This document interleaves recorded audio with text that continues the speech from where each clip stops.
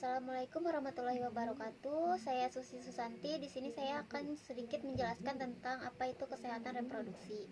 Yang pertama, kesehatan reproduksi adalah suatu keadaan sejahtera fisik, mental, dan sosial secara utuh, tidak semata-mata bebas dari penyakit atau kecacatan dalam suatu yang berkaitan dengan sistem reproduksi, fungsi, dan prosesnya. Itu menurut WHO. Lalu kesehatan adalah kondisi kesejahteraan fisik, mental, dan sosial yang lengkap dan bukan sekedar tidak adanya penyakit atau kelemahan. Lalu ada pengertian reproduksi. Reproduksi adalah proses biologi suatu individu untuk menghasilkan individu baru.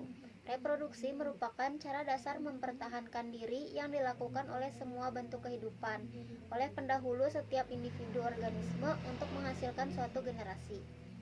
Lalu ada komponen kesehatan reproduksi, yaitu terdiri dari pertama, kesehatan ibu dan bayi baru lahir. Kedua, ada keluarga berencana. Lalu ketiga, ada kesehatan reproduksi remaja, serta yang terakhir ada pencegahan dan penanggulangan penyakit menular seksual atau bisa disebut juga HIV/AIDS. Tujuan kesehatan reproduksi. Ada tujuan utamanya yaitu memberikan pelayanan kesehatan reproduksi yang komprehensif kepada perempuan termasuk kehidupan seksual dan hak-hak reproduksi perempuan sehingga dapat meningkatkan kemandirian perempuan dalam mengatur fungsi dan proses reproduksinya yang pada akhirnya dapat membawa pada peningkatan kualitas kehidupannya. Lalu ada tujuan khususnya juga, yaitu pertama ada meningkatkan kemandirian wanita dalam memutuskan peran dan fungsi reproduksinya. Lalu meningkatkan hak dan tanggung jawab sosial wanita dalam menentukan kapan hamil, jumlah, dan jarak kehamilan. Terakhir, meningkatkan peran dan tanggung jawab sosial pria terhadap akibat dari perilaku seksual dan fertilitasnya kepada kesehatan dan kesejahteraan pasangan dan anak-anaknya.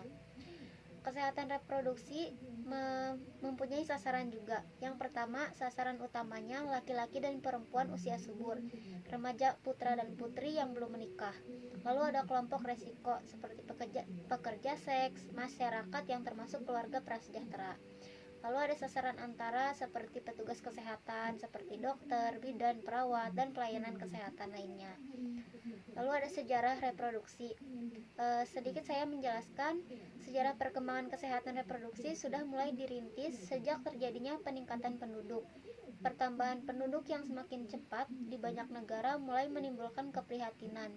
Pada pertemuan PBB yang diadakan pada tahun 1995 dan 1965, hal ini menjadi isu yang sangat penting.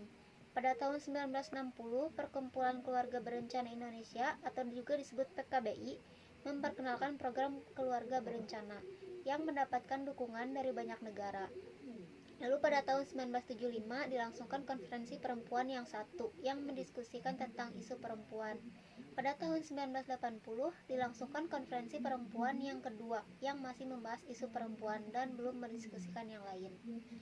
Lalu siklus kesehatan reproduksi, yang pertama ada masa konsepsi, lalu masa bayi dan anak, lanjut ke masa remaja, lalu ada masa reproduksi, dan terakhir masa usia lanjut. Kebijakan pemerintah berada pada Undang-Undang Kesehatan Reproduksi, yaitu ada di pasal 8. Paket pelayanan terpadu. Paket pelayanan pelaksanaan terpadu di puskesmas atau ruang lingkup pelayanan kesehatan reproduksi meliputi 1. Kesehatan ibu dan bayi baru lahir. Lalu ada keluarga berencana, ada pencegahan dan penanggulangan infeksi menular seksual atau HIV/AIDS, dan yang terakhir kesehatan reproduksi. Lalu juga ada Undang-Undang Republik Indonesia tentang kesehatan.